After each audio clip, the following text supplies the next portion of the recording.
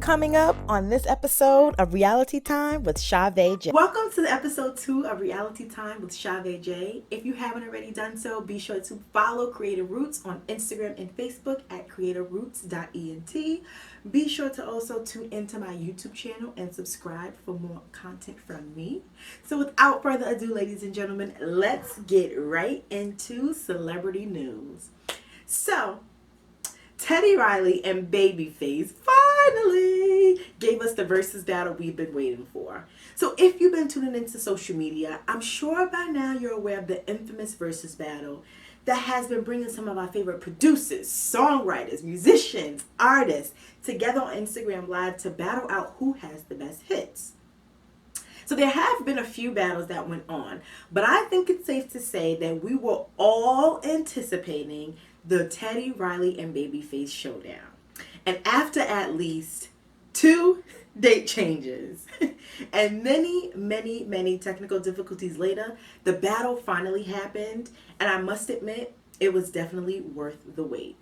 I tuned into the live, and let me just say, outside of the classics that were playing, reading the comments was one of the best parts. You had some people who were Team Riley and others who were Team Face. There were so many celebrities who tuned into the live and gave their 2 cents in.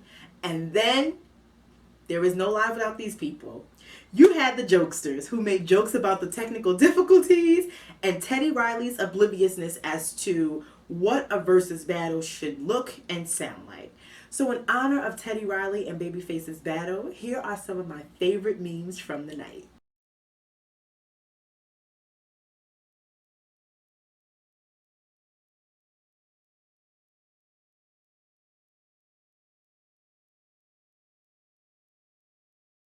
On an even brighter note, since the infamous Versuz battle, both Teddy and Face's music streams have increased significantly. Need I mention that their battle literally broke the internet with 4 million live views of the night. So yes, it's safe to say that this battle was legendary. So since we're on the topic of the Versuz battles, did y'all tune into the John P. Key and Hezekiah Walker battle? Girl, that was also an iconic moment for my gospel lovers. The 2 legends gave us such a nostalgic 90s black church vibe. It was like Instagram was hosting a revival and everyone was invited. I mean, the backsliders, the sinners, everybody was there. Pastor Key and Bishop Walker brought in over 95,000 viewers. And the beauty of this battle, y'all, was that it didn't come off as a competition. Everyone was just jamming to their hits and pretty much cheering for both gospel icons. So now, if you're still unsure as to why this battle is important, I feel like people have been pinning John P. Key and Hez against each other for years. So for them to come together and exchange hit for hit in good faith, I think it's a great example of brotherhood and just learning how to cancel out all of the outside noise. Not to mention, they, along with others like my favorite, Uncle Kirk Franklin, really made being a black young Christian the coolest thing ever. So I was excited for this battle, and I really hope that other gospel artists get in on these Versuz battles as well, okay? Diversify it just a little bit. Now, in other news, let's get into Reginae Carter and how she's been growing and maturing, as a young woman. So now we could all agree that based on what we see in the media and from other women's personal stories, that dating a rapper is just not easy at all. And I'm not saying that any relationship is easy, but I feel like dating a rapper is a different kind of love. Now, we all know that Miss Reginae Carter has recently dated rapper YF and Lucci. And honestly, I can say that I am really proud of her and how she is maturing, especially after dealing with a breakup. And this seems to be like one of her first, real big major breakups, especially that it was in the public eye. So despite all that Reginae has gone through with her ex, what put the cherry on top of things, meaning what really ended their relationship, was Lucci's attendance at the Atlanta Cucumber party that happened last year. And let's just say it was very, very X-rated. So Reginae felt like someone like Lucci, who was obviously in a committed relationship, should not have been at the party. However, now, at the time that everything went down, Reginae had received some backlash from her fans because she too was also spotted at the cucumber party. Nonetheless, though, Miss Carter had her reasons for being there. In a tweet she posted in August 2019, the inspiring actress said this: "I went to the party to spy on Ray, Lucci. Females, don't act like you never did it. But when I heard about the cucumber activities, I left. To be honest, I've made myself look like a fool for this man, and I apologize for allowing you guys to see it." So this is what Reginae said back in August of 2019. And you know what? I understand where she's coming from. Because like she said, ladies, we've all done the whole pop up on a dude kind of thing before. Especially when you were young and you were dealing with someone who you know wasn't really doing right by you. So I totally respect her decision to call it quits with Lucci over this. Especially because it's like, dude, you're a grown man with kids, okay? You should know better. But I guess not. So because it's, you know, I just feel like it's one thing to go to a club or a party with your boys. But that Atlanta party was just something completely different. So good for you, Reginae, to follow your heart and really just say, you know what, I can't deal with this anymore. Now, on a brighter note, since the breakup, Reginae expressed that her relationship with her father, Lil Wayne, has grown tremendously. On a recent episode of T.I. and Tiny Family Hustle, this is what she had to say. How are you feeling about the breakup with Lucci? Good, actually. I'm getting a chance to really get to know myself and love myself before I allow myself to love somebody else. It's not easy getting over it. When I went through heartbreak, it took me a long time to love again. It's bringing me and my father closer together because I've opened up to him. He's been giving me advice. So how you feel about that? To hear my daddy tell me that, Lucci, he loves you probably, but he's not in love with you because of the actions and the things that he's doing. You know, your daddy's been through it all. Okay, so to be honest, I respect Lil Wayne for how he responded to Lucci and Nate's breakup. Because to keep it a buck, if he really wanted to, I feel like Wayne could have shut this whole relationship down. I don't know how. I don't know what would have had to transpire. But if he really wanted to, I feel like he could have put this to an end. And y'all know how some fathers are when it comes to their daughters.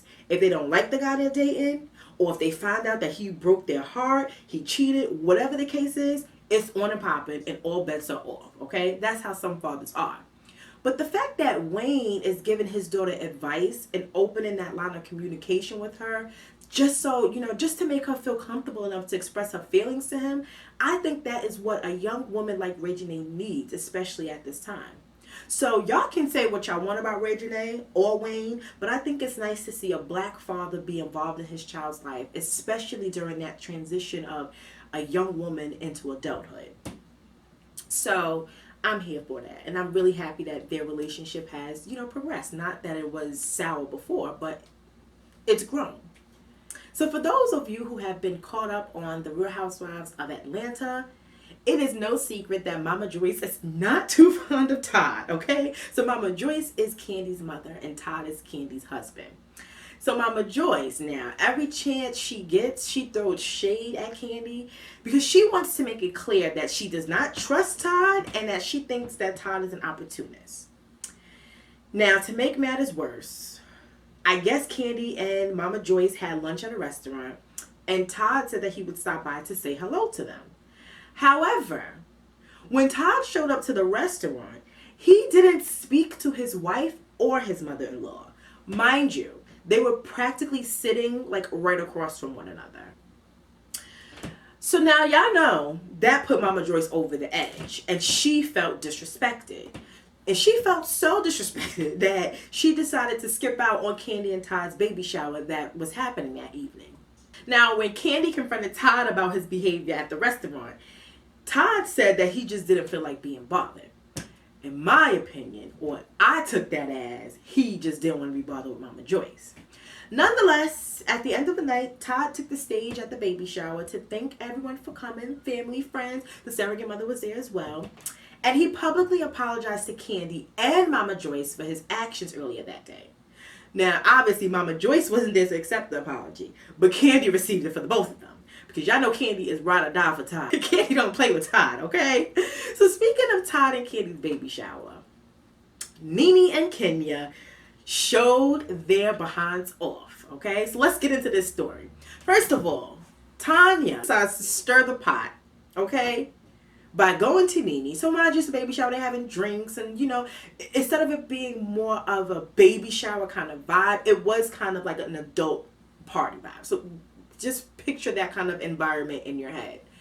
So they're drinking or whatever the case is, and Tanya says to Nene, you know what? I don't care what anyone says about you. You're a boss. You're a good friend. You're so beautiful. Just saying all this other stuff. And the reason why she's doing this is because she's hinting at the interview that Kenya did at the time, where she blasts Nene and accused her of being a bully and that she has no friends. So for y'all who don't watch The Housewives, this is tea. So let me continue. So now the girls have been divided for the majority of the night. And obviously, they are all aware of the tension between Kenya and Nene. So everybody was kind of hanging out together in smaller groups or kicking it with their husbands until, someone gave them the okay to, come together as a group. However, when the girls finally do come together for the first time that night, Marlo pulls up the article from the interview that Kenya did, and she confronts her about it and asks her, like, did you really say all of this?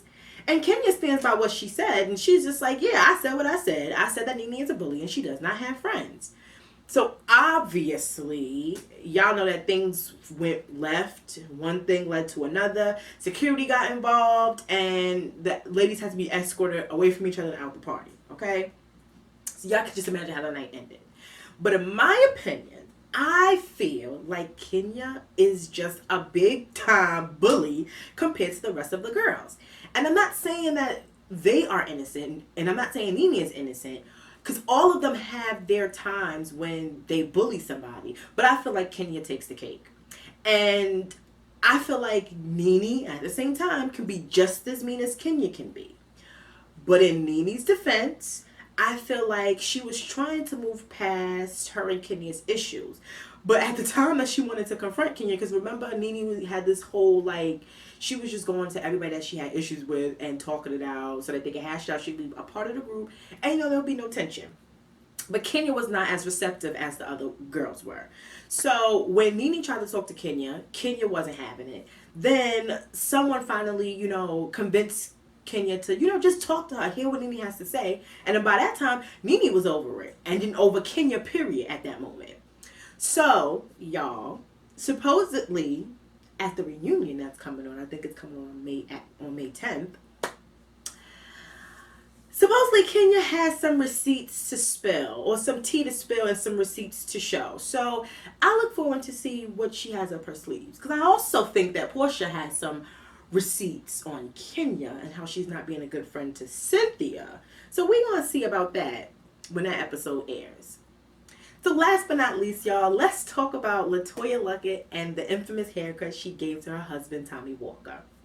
So y'all, since so many barbershops and beauty salons have been closed due to COVID-19, many of us are out here looking real rough and are pretty much left to figure things out on our own.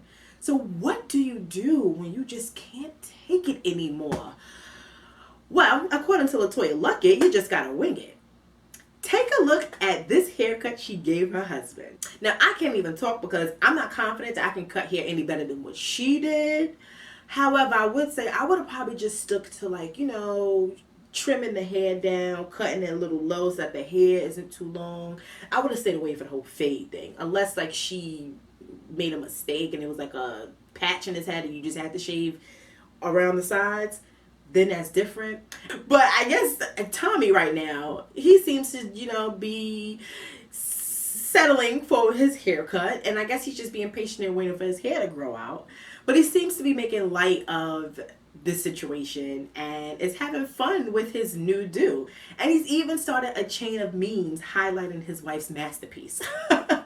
Which I thought was cool. So what a fun way, or this is, I guess, a fun activity to try during quarantine. But I think the rest of us women, I think we want to keep our relationships. So I'm going to leave this haircut thing alone. I'm going to let Letoya take it for us all, okay? So that's all we have for today, ladies and gentlemen. Thank you so much for tuning in. Don't forget to follow the Creative Roots page on Instagram and Facebook at CreativeRoots.Ent. Don't forget to subscribe to my YouTube channel. I need to get my followers up, y'all. I'm at 44 subscribers. Get me up to 100 so I can at least have a YouTube name, okay? All right, y'all. Don't forget to remember to stay safe, practice social distancing, wash your hands, and stay home. I'll be back next time.